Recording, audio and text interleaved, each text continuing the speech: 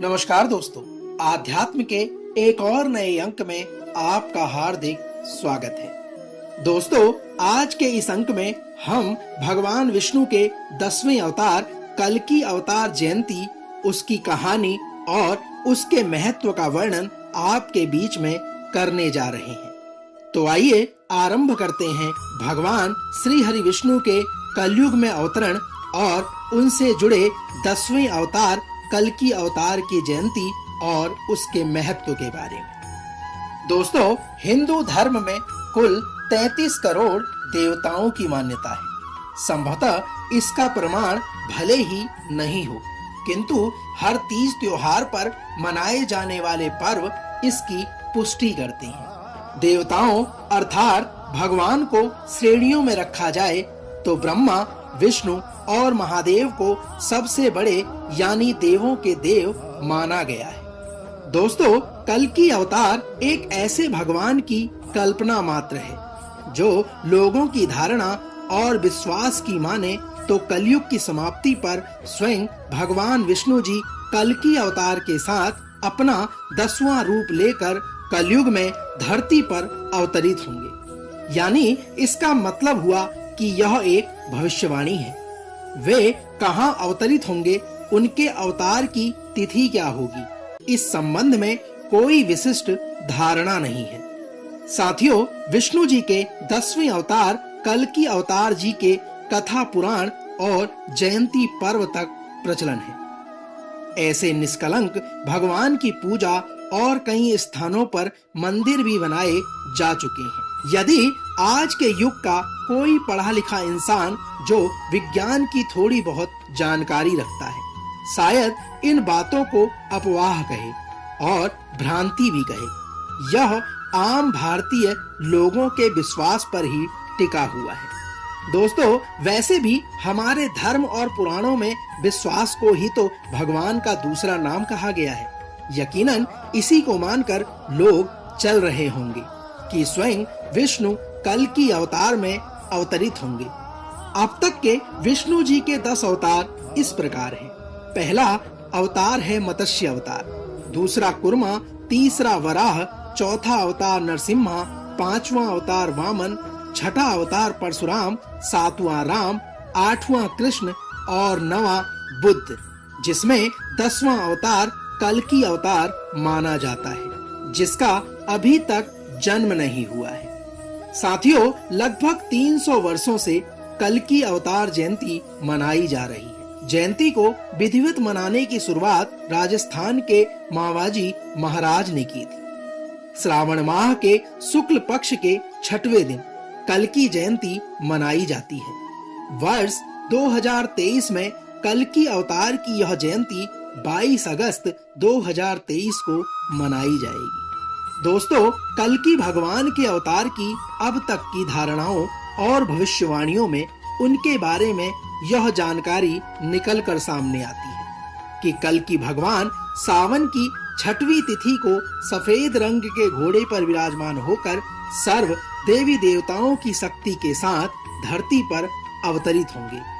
भगवान श्री कृष्ण की भांति पीले वस्त्रधारी कल्कि भगवान बढ़ रहे पाप को मिटाने के लिए दुष्टों का संहार करेंगे। हमारे पवित्र ग्रंथ भागवत गीता में कल्कि भगवान के बारे में उनके जन्म स्थान, तिथि और रंग रूप सहित पूर्ण जानकारी प्रदान की गई है। दोस्तों, कल्कि अवतार के संबंध में कई स्थानों पर संभल नामक स्थल का वर्णन किया गया है कि भगवान श्री हरि विष्णु के 10वें अवतार का जन्म स्थान संभल है, मगर अभी तक इस संबंध में पता नहीं लगाया जा चुका है कि कल्कि अवतार का जन्म स्थान बताया जाने वाला संभल कहाँ स्थित है और वह कौन से राज्य किस जिले में है। इस विषय में लोगों की भी कोई स्पष्ट राय नहीं है।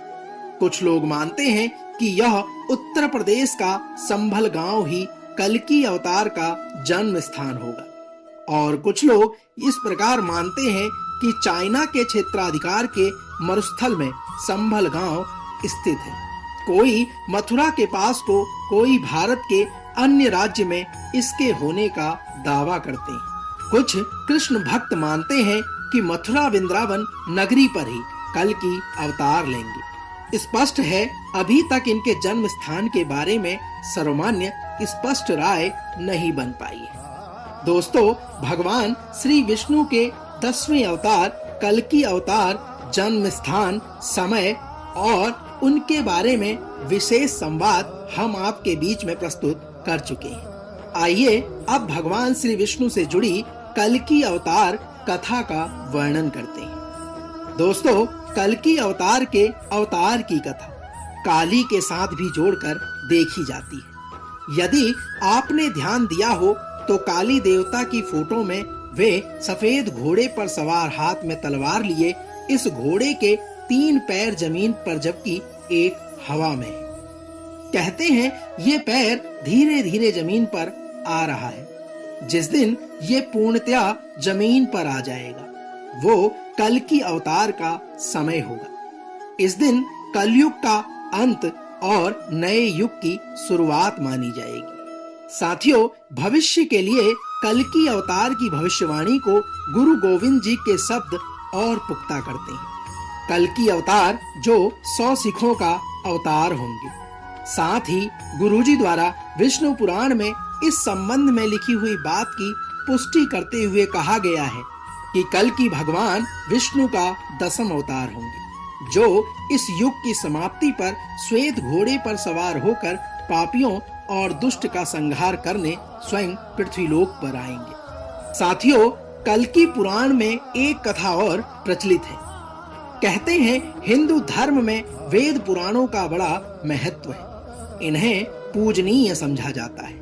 इन्हीं ग्रंथों में से एक ग्रंथ का नाम है कल्कि पुराण, जो कल्कि यानी विष्णु जी के 10वें अवतार की कथा प्रस्तुति है। इस पुराण में कहा गया है कि 4320 यानी आज से लगभग 2000 साल बाद कलयुग का अंत होगा और इसी समय भगवान श्री हरि विष्णु अपने नए रूप में कल्कि अवतार लेंगे। इस पुराण के पहले भाग में मार्कंडेय जी और शुक्रदेव के बीच के वार्तालाप की कथा का वर्णन किया गया है। संभावित जन्म स्थान संभल गांव में दिव्य शक्तियों के साथ प्रकट धरती के महा अवतार का जन्म की कहानी कही गई है। इसके अगले खंडों में सिंघल द्वीप से पद्मावती से विवाह और पुनः हरिद्वार आकर ऋषि मुनियों के साथ पुरुषोत्तम श्री राम के जीवन का आदर्श वर्णन किया गया है। दोस्तों, कल्कि जयंती क्यों मनाई जाती है? आइए इसके बारे में भी साक्षात्कार करते हैं। कहते हैं बहुप्रतिष्ठित कल्कि अवतार को पिछले सैकड़ों वर्षों से पूजा जाता है। बकायदा इनके मंदिरों की भी स्थापना हो चुकी है। देश के कई हिस्सों में कल्कि अवतार के मंदिर बनाए जा चुके हैं, जिसमें जयपुर राजस्थान में सबसे विशाल मंदिर बना हुआ है। कल्कि अवतार की संभावित जन्म तिथि को कल्कि जयंती के रूप में मनाने का प्रचलन है।